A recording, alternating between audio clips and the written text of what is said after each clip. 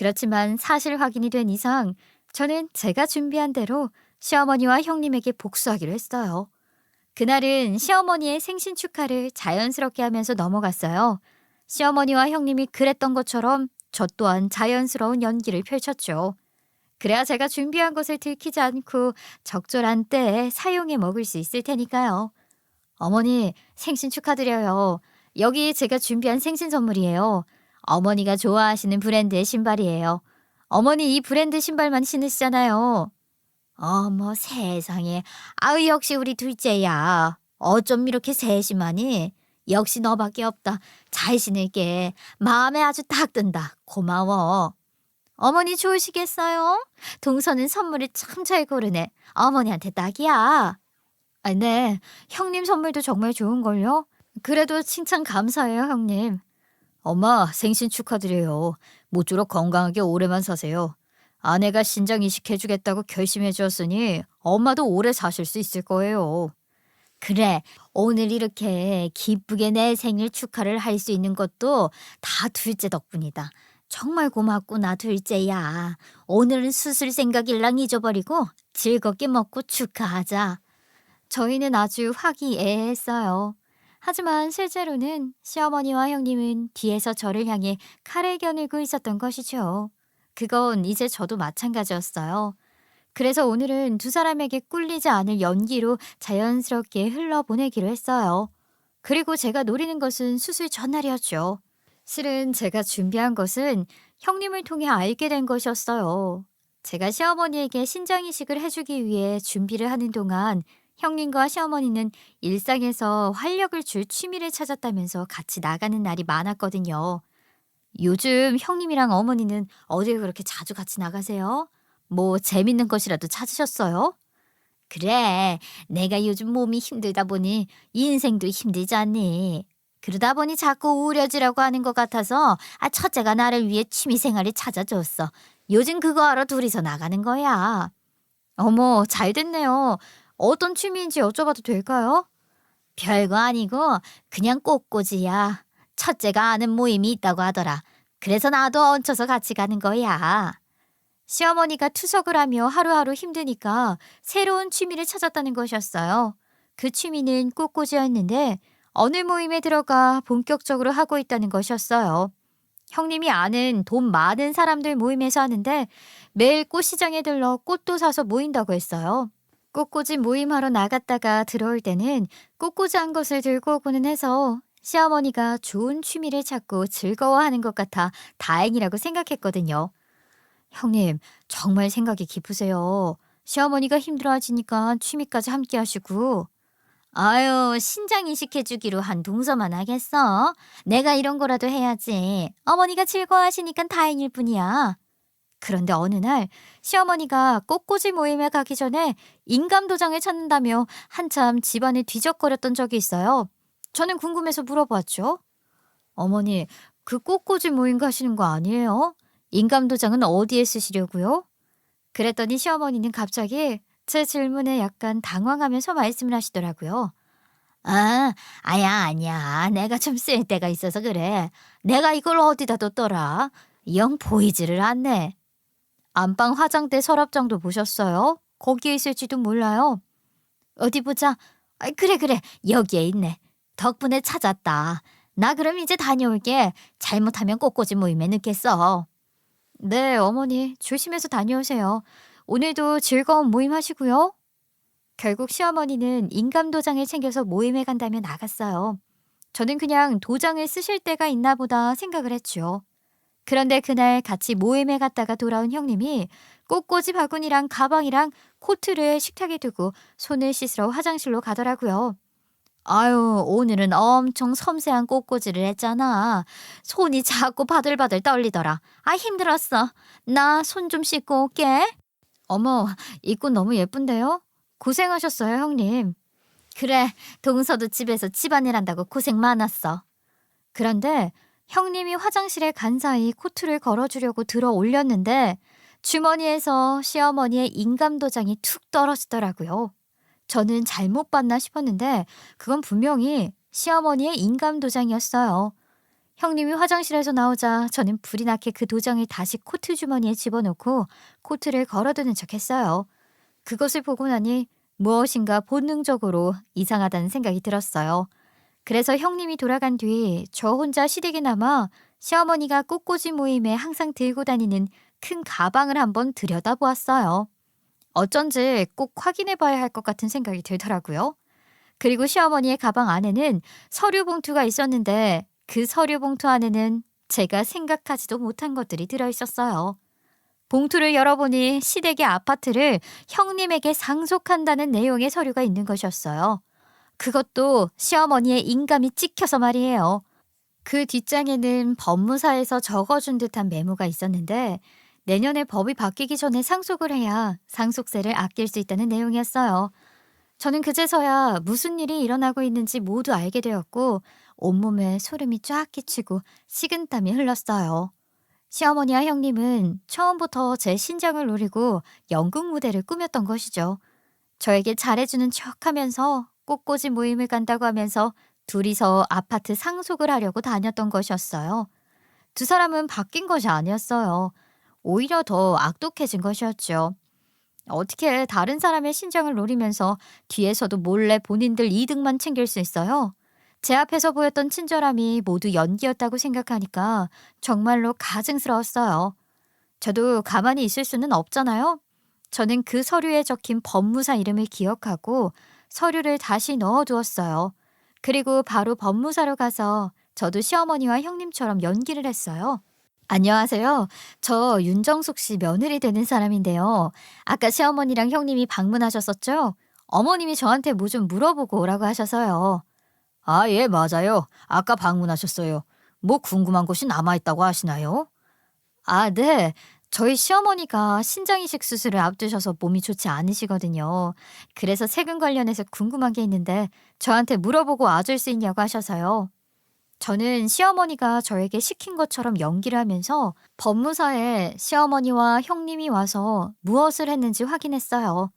제가 아파트 상속 계약서 작성하러 오지 않았냐고 묻자 법무사에서는 바로 맞다고 대답을 하더라고요. 저는 아파트 상속 세금과 관련한 것을 물어보는 척 하면서 그 모든 내용을 녹음했어요. 법무사에서 이야기해주는 내용은 시어머니가 형님에게 아파트를 상속해 주려고 한다는 것을 확인하기 충분했죠.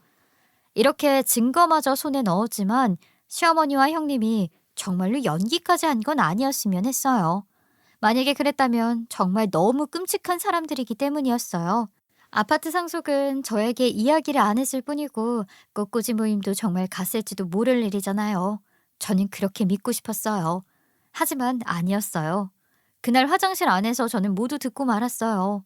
심지어 두 사람은 연기를 하며 저를 비웃기까지 하고 있었어요. 저는 더 이상 참을 필요가 없었습니다. 몇 주 뒤 저는 시어머니와 함께 병원에 입원을 했어요. 며칠 동안 정밀 검사를 마치고 컨디션 조절을 했어요. 그리고 신장 이식 수술 당일날이 되었죠. 아휴, 드디어 이날이 왔네. 둘째야, 거듭 말하지만 정말 고맙다. 네 덕분에 내가 새 인생을 가지게 되었어. 고맙다고 몇 번을 말해도 부족하구나. 별 말씀을요, 어머니. 저도 어머니를 도울 수 있어서 기뻐요. 수술 끝나고 회복도 잘 하셨으면 좋겠어요. 저는 그날 아침까지도 시어머니에게 제가 아는 것을 말하지 않고 기다렸어요. 아직은 때가 아니었죠? 그리고 몇 시간 뒤 저는 신장 이식 수술에 들어가기 전에 시어머니와 나란히 누워 링게를 맞게 되었어요.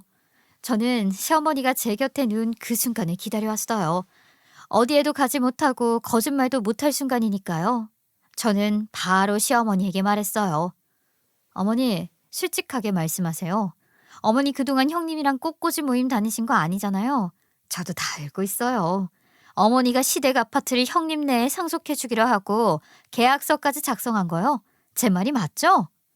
그러자 생각지도 못하게 사실을 들킨 시어머니는 소스라치게 놀라더라고요.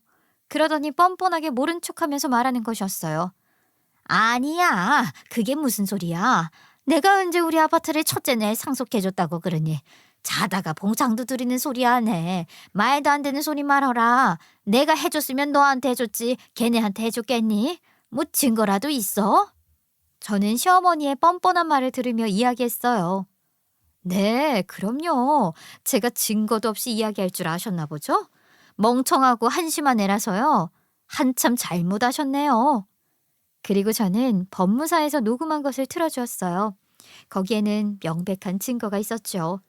그랬더니 시어머니는 어쩔 줄 몰라 하다가 다 들켰는데도 당황을 하면서 말을 얼버무리며 변명을 하는 것이었어요. 아니, 그렇기는 한데 아파트는 원래 첫째네 상속해 주려고 한 거야. 법이 바뀐다고 하니까 급하게 한 것뿐이지. 너는 뭐 이런 거 가지고 그렇게 기분 나빠하니? 기분 나쁠 만하지 않아요? 어머니한테 신장 떼어드리는 건 저잖아요. 그런데 아파트는 형님이 상속받아가네요. 제 신장 떼어가려고 제 앞에서 연기하고 절 이용해 먹은 것 같은데 아니에요? 저도 어제 다 들었거든요. 형님이 병실아서 이야기하던데요. 아주버님이랑 형님도 신장 기증할 수 있는데 저 이용해 먹으려고 거짓말한 거라고 말이에요. 시어머니의 태도에 화가 난 제가 전부 다 이야기를 하자 시어머니도 더 이상 변명할 말이 없었던 것 같아요. 그래서 저에게 대뜸 이렇게 말하는 것이었어요. 아이 그래, 솔직히 그랬다. 그래서 뭐, 네 팔자에 집 있어봐야 뭐 달라지니? 너는 내가 적금 들어둔 거라도 조금 줄게. 아이 그러면 되잖아. 네가 며느리 된 도리로 나한테 신장 이식 해주겠다고 해놓고 이제 와서 왜 열내고 그래? 아이 그럼 의사인 너희 형님 신장 떼어야겠니? 당연히 네가 해야지. 그리고 이제 곧 수술 시작하거든. 이미 늦었어. 시어머니는 오히려 적반하장으로 당당하게 나오는 것이었어요. 저는 그 모습에 정말 역겨웠어요. 그래서 시어머니에게 확실히 등을 져야겠다 생각했죠. 이 모든 연극을 제가 부술 차례였어요. 저는 벌떡 일어나 링게를 뽑아버리고 말했어요. 늦기는요, 얼마든지 일어나 나갈 수 있는데요. 제 신장을 주고 말고는 제가 결정할 일이에요. 그렇게 사람 같지도 않은 짓을 하면서 신장을 받기를 바라는 거예요? 천만의 말씀이에요. 저는 줄 생각 없으니까 아파트 받아가는 형님한테라도 달라고 해보시든가요. 그런데 그 잘난 의사 형님은 어머님한테 절대 신장 안 줄걸요? 그 못된 형님을 어머니도 한번 겪어보시든가요. 저는 그렇게 말하고 침상에서 일어나 밖으로 나와버렸어요. 그러자 뒤이어 시어머니가 놀라며 소리를 지르는 것이었어요. 아니야, 얘. 잠깐만 둘째야. 아이, 그래, 내가 잘못했어. 돌아와라. 이식 못 받으면 나 죽는단 말이야. 아, 돌아오라니까. 시어머니가 뒤에서 소리 지르며 오열을 했지만 저는 시어머니를 버리고 바로 병원에다 수술 못한다고 말하고 나와버렸어요. 그리고 그 길로 형님 병원에 찾아가 문을 쾅 열고 말했죠. 의사식이나 되면서 사람 목숨 귀한 줄 모르고 남의 신장 빼낼 생각만 하는 게 당신이죠?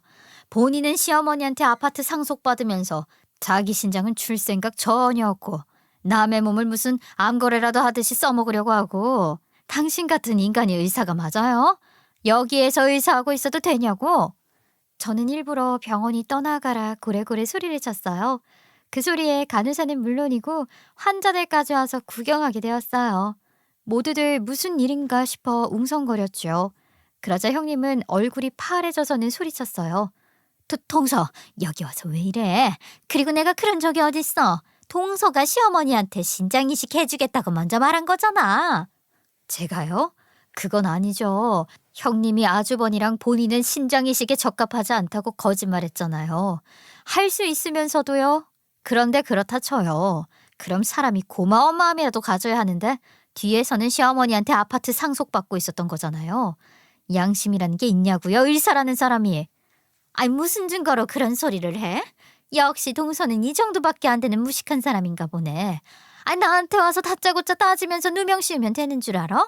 증거를 가지고 오라고. 내가 이 멍청한 것한테 끝까지 발목 잡히네. 아휴. 글쎄요. 누가 진짜 멍청한지는 두고 봐야죠.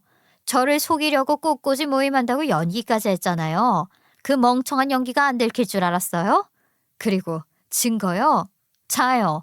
찾으신 증거 여기 있어요? 그렇게 외치며 저는 법무사에서 녹음한 내용은 물론이고 시어머니와 마지막에 링게를 맞으며 나눈 대화를 녹음한 것도 틀어주었어요. 그 자리에 모인 모두가 들었고 모두들 즐겁을 하며 형님을 쳐다보았죠. 아니야. 이거 다 조작이야. 내가 저 대학도 못 나온 동서 때문에 얼마나 고생을 했었는데 이렇게 증거를 조작해서 사람을 몰아가기까지 해? 여러분, 저거 다 거짓말이에요. 믿으실 필요 없다고요. 조작이 아니라는 건 들어보기만 해도 알 수 있지 않아요? 애 그만 쓰세요, 형님. 다 들켰어요. 당신은 앞이랑 뒤가 다른 사람이야.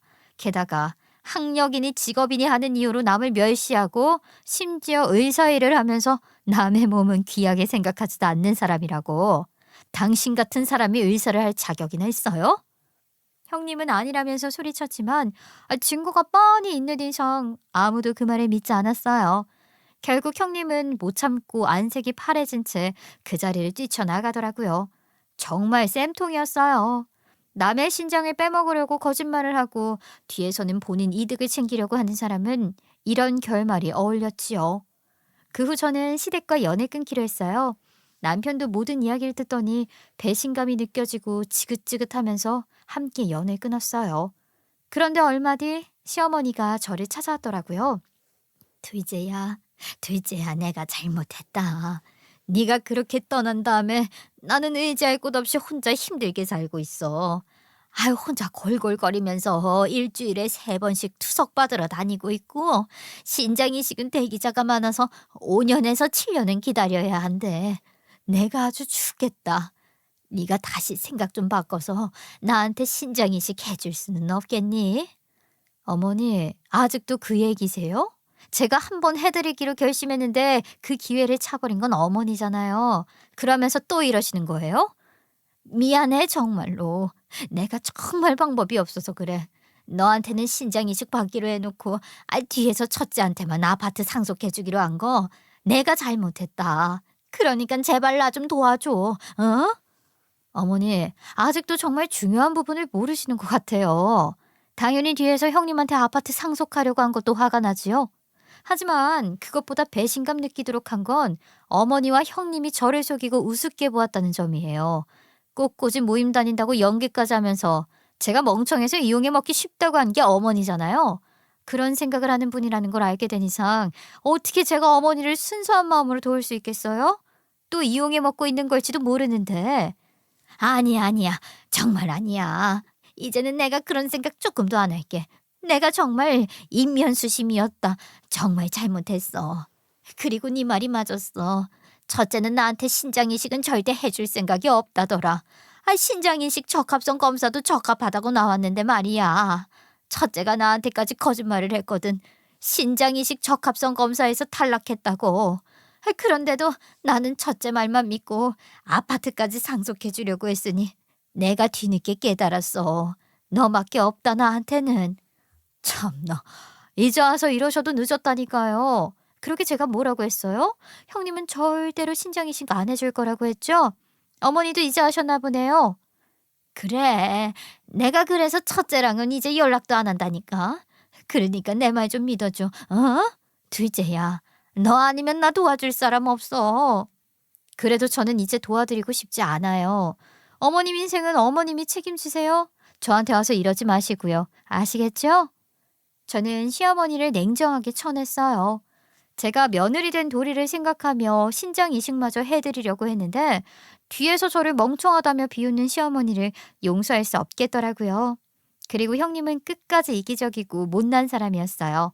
본인의 거짓말이 다 들켰는데도 미안해한다든가 시어머니를 도울 생각이라고는 전혀 없으니 말이에요. 그런데 그런 형님과 얼마 뒤 우연히 마주쳤어요. 형님이 예전에 근무하던 병원 근처에서 말이에요. 지나가고 있는데 형님이 그 근처에서 짐을 나르고 있더라고요. 저는 궁금해서 일부러 말을 걸어보았어요. 어머, 형님 아니세요? 여기서 뭐 하세요? 짐 나르시는 거예요? 제가 웃으며 태연하게 말을 걸자 형님은 아주 소스라치게 놀라더라고요.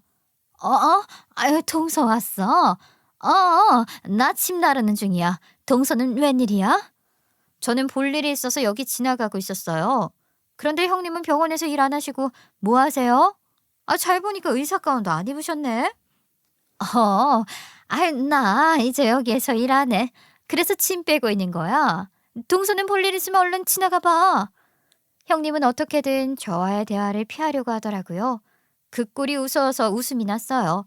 나중에 남편을 통해서 들은 이야기는 이러했어요. 들어보니까 형수님이 당신 신장을 가로채려고 하다가 실패한 사실이 알려져서 그 병원 이미지가 많이 안 좋아졌나 봐.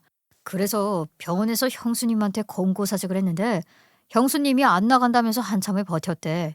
그러다가 결국 병원 내에서 따돌림을 당했고 못 버티고 나오게 되었다고 하더라고.